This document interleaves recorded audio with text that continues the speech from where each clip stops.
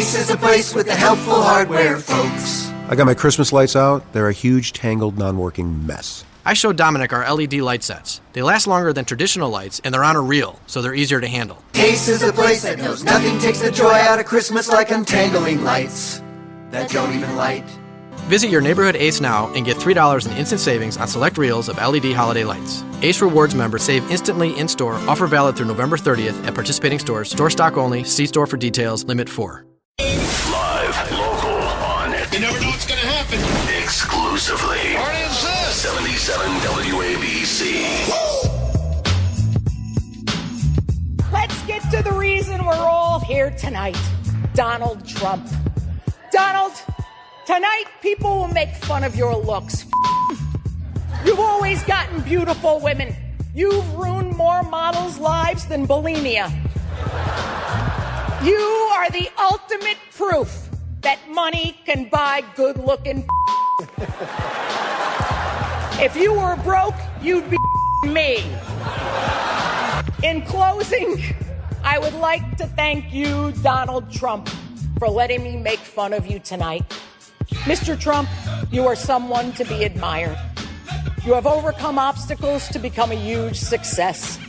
You've put up more worthless hotels than an autistic kid playing Monopoly. Still, you have made Trump more than just a name. You've made it a brand like Massengill. Because you're a bloated, stinky douche. Thank you. Good night. There you have it here on the Bernie and Sid Show. That was one of the funniest comedians, male or female, out there, period. Lisa Lampinelli. Lisa joins Bernie and Sid in studio. Good morning, Lisa. Thanks for coming in. Hey, I'm so glad I'm here, man. I love hearing myself when I walk in, you know? Yeah, absolutely. I get a big, huge ego. Because a lot of people, I know for me, when I listen to some tapes of myself on radio, I get like, Well, because that's because you're not that good. I'm fantastic. Fair enough.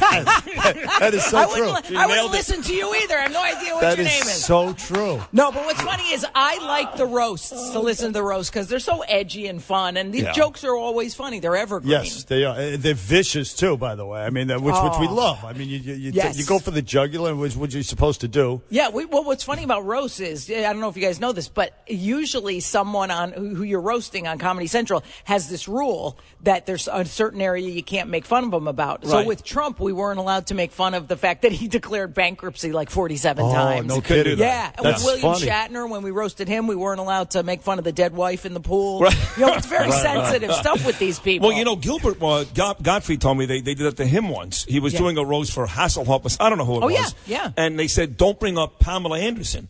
And he said, that's true. He said, all I did for 20 minutes was talk about Pamela Anderson. I know. Gilbert Gottfried is out of his mind in a good way. He wanted to get fired. Break every rule. Right. Yeah. Like he went on The Apprentice. I think he wanted to be fired the first week because he was just like, I want to go home and take my money and I don't care about the charity. God bless you. You know, it's funny you mentioned that about Trump. I was on TV once. I was on Fox News, actually, and I was cracking a joke, and I said Trump's had more bankruptcies than Governor Christie's had salads. I imagine Trump was watching that, and he couldn't have liked it very much. It's funny. You know what's weird about Trump, though? I roasted him twice. People don't know we had a second roast of him. This was years ago at the Friars Club, those closed door roasts where nobody comes in except the members. So it was 1,500 people, Trump, and I swear to God, this is years ago. The guy laughed at every single joke. I'm sure. He has a great sense of humor about himself. But one thing I will say, I don't know if he's even listening to the jokes. He might just be hearing his name. And that's enough for him. That's enough for him. Hearing wah, wah, wah. And he's playing pocket pool. Yeah. But with the roast, it's often your friends are the ones you malign, and everybody gets a big laugh. In this case, when you're roasting Donald Trump, are you roasting somebody you genuinely like, or are those things you're saying about Donald Trump the way you really feel? Oh, well, what's funny is they always hire a few comedians who don't even know the person because they need professional comedians. Like a jury. Like myself, you know, like I don't know Trump. I know him now because of The Apprentice, but I didn't know him back before I roasted him.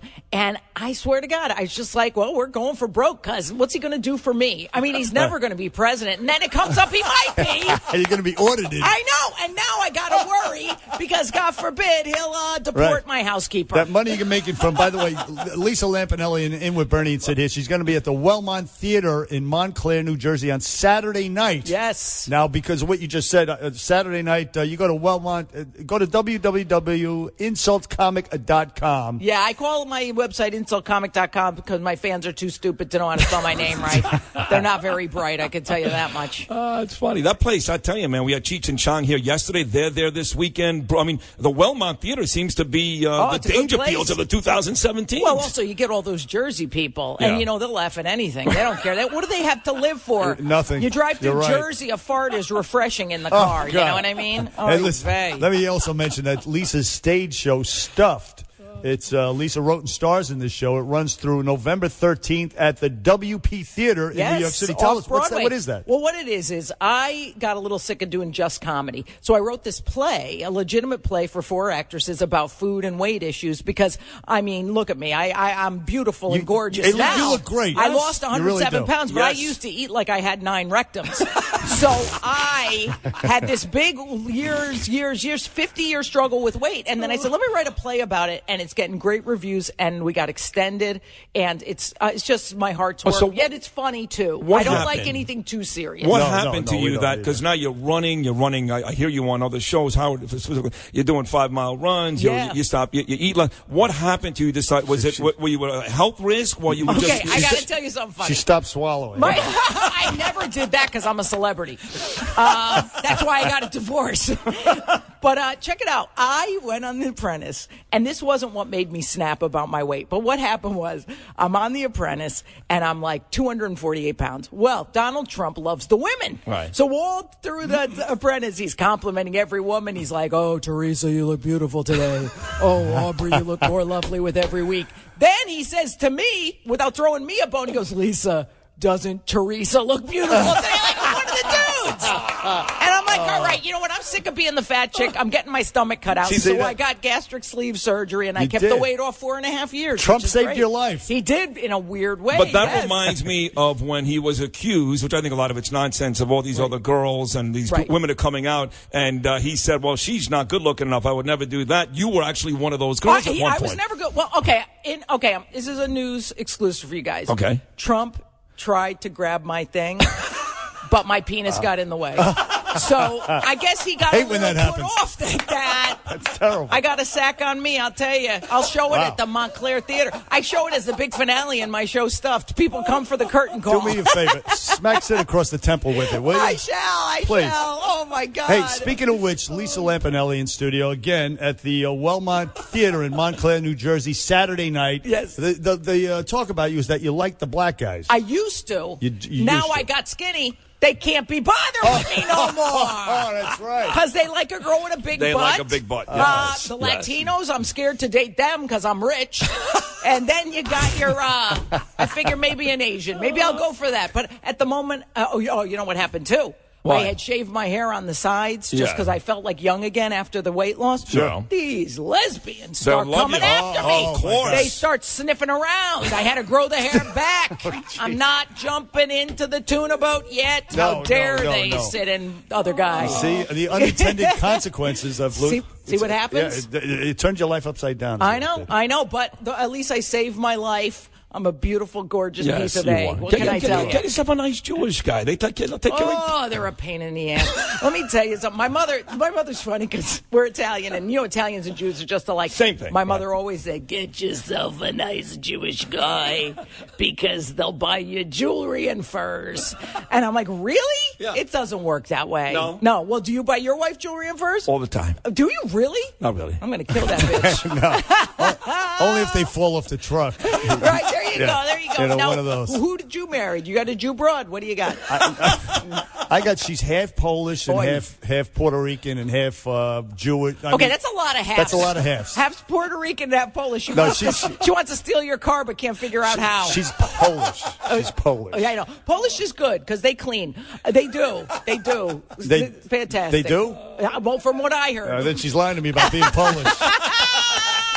I'm actually actually, funnily enough, we don't own up to this because I'm very Italian, but we are a fourth Polish, so it's not a bad thing. No, it's good. It's So do you clean? No, I'm rich. Hell no. Are you kidding? I got a Polish person in one house, a Latino in another, and Trump's after both of them.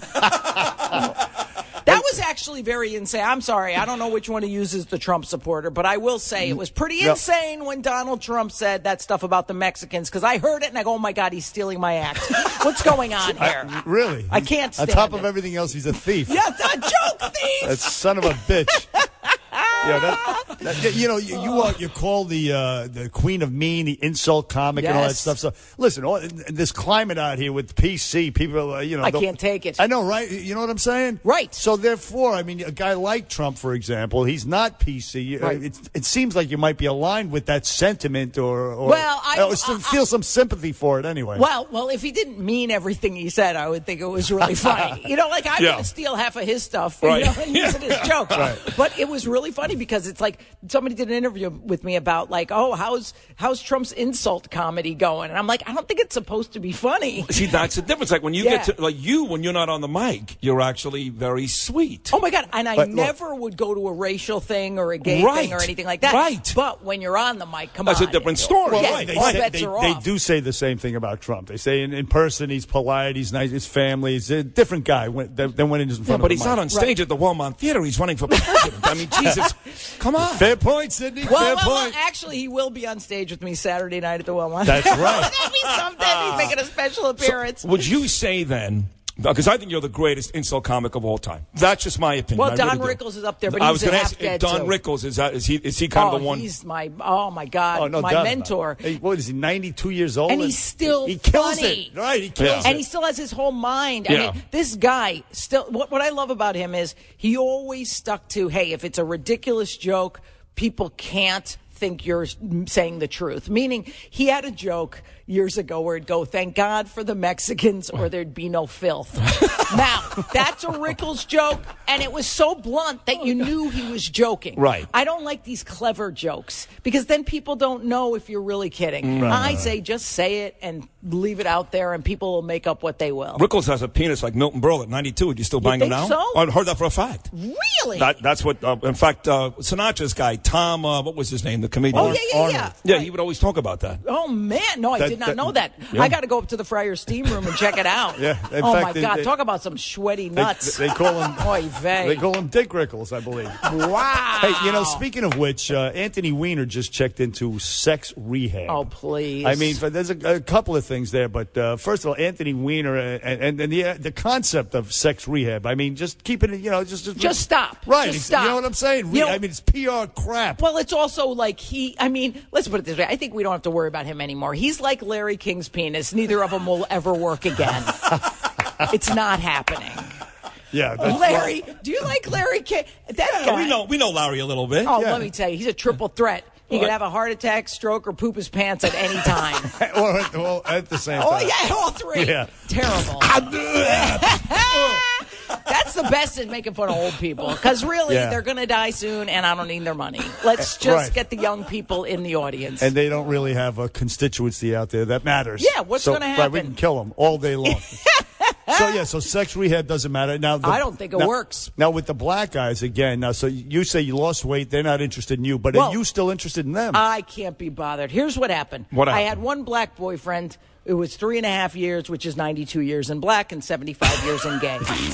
So I used to trump up these jokes about these blacks. There was only this one black guy. Well, here's what happened. It wasn't Flavor Flav. Oh, Please, God, I'm begging that you. one. He looks like beef jerky in a tracksuit. He's disgusting. God almighty. You were on the Celebrity Apprentice with him. Yo, he looked like Mr. Hanky the Christmas poo. Oh, jeez. So I have this black boyfriend, then we break up, and I start dating this white guy, and I got married to him. Oh. Jimmy Big Jimmy Balls. Big Balls, Yeah, right. Yes, yeah, yes. because his sack looked like that thing a hobo ties on a stick and puts over his shoulder. Right. Okay. Like- I mean, it oh, was yeah. Like a constant case of elephantitis. Oh, disgusting. However, we broke up amicably 2 years ago, and now I have no reason to date. Why I'm not? a wealthy woman. I have no sex drive because I'm going through the menopause. Oh, okay. Yeah, but I'm sure it'll wake up someday, Well, and I'll have to invite somebody over. How does That's a good place to be in, by the way. Yeah, it's bad. perfect because it makes you avoid banging the wrong dude. How does a Lampinelli, doesn't get more Italian than Lampinelli, how does a Lampinelli date a black guy? I know. My mother, she's dead. No, she's not dead. She's still alive. She's 87. But she almost killed me. Once I said to her, Ma, he's got a good job. She goes, what's a good job for a black? I swear to God, my mother's the type who says things like, oh, yeah, sure. Without the blacks, we wouldn't have a 5 o'clock news. Like, she's crazy.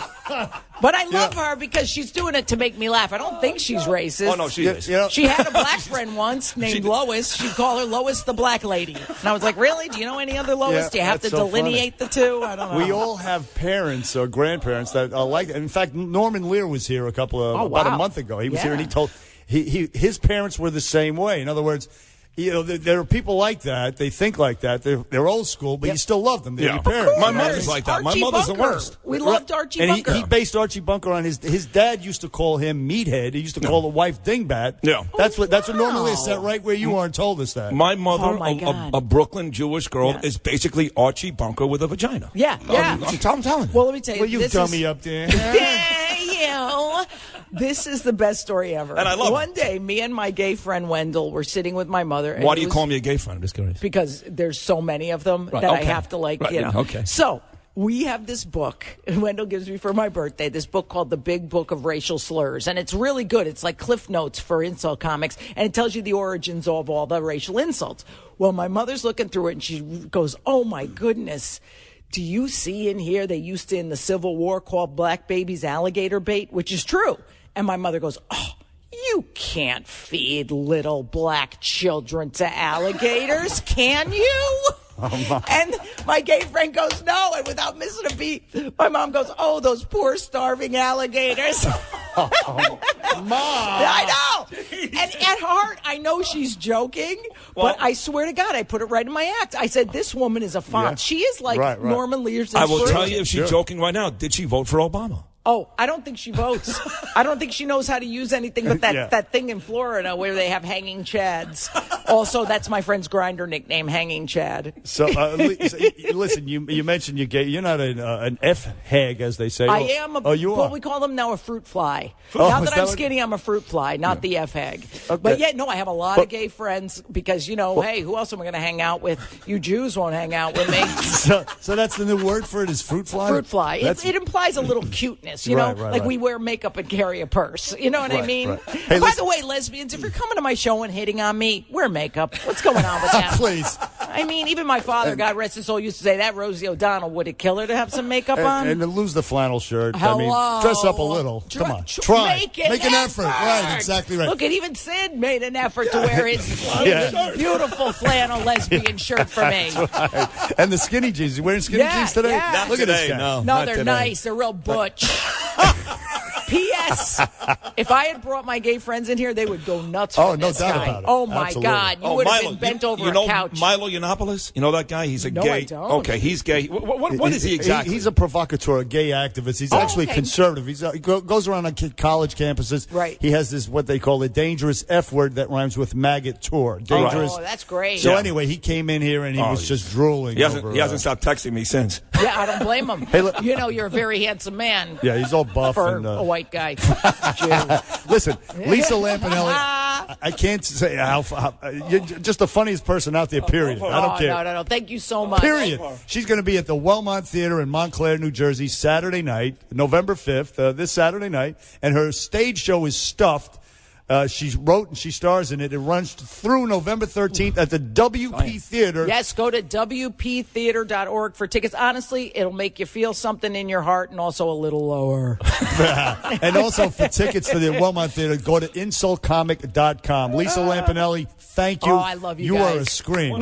You're welcome here anytime. Anytime. Thank you. Lisa Lampinelli, I'm Bernie and Sid. We are back after this. Lisa.